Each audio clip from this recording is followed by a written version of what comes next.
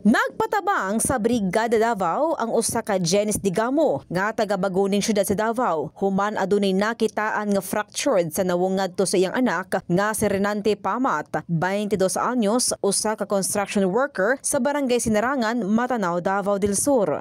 Nahitabo sumala pa ang insidente atol sa pagbinatuhay og bato ngadto sa wala mahinganing grupo. Diin ang anak niini maoy naigo. Ang ako magong anak na nagtanaw lang nagbasketball sa Pikas Barrio, tapos ang iyang makauban na ay atraso dito, nadamay lang akong anak.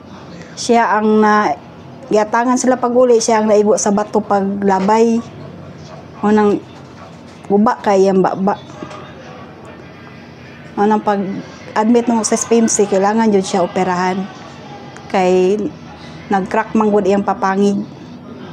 Tapos ihang ubos o gibawa nga ngipon tanggal jud.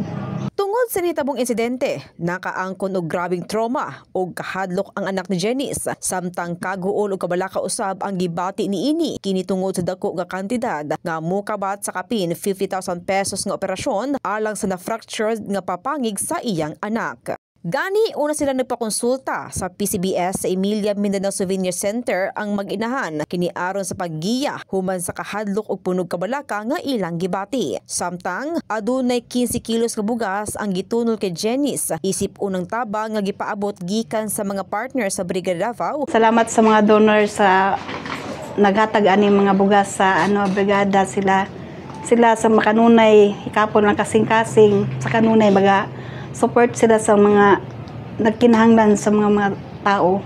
Ug naglaom sab kini nga sa mga tigpaminaw nga matabangan sila.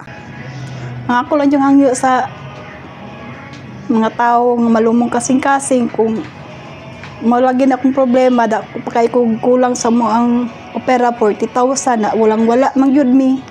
Kung kisay malumong kasing-kasing mo tabang sa mo ang problema, nagpasalamat ko.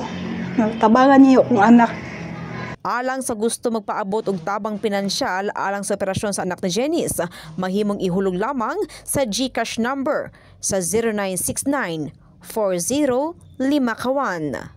In the heart of changing lives. Ako si Brigada Justin Rose Pabi, kauban ang One Tahanan Parteles sa 93.1 Brigada News FM Davao, The Music and News Authority.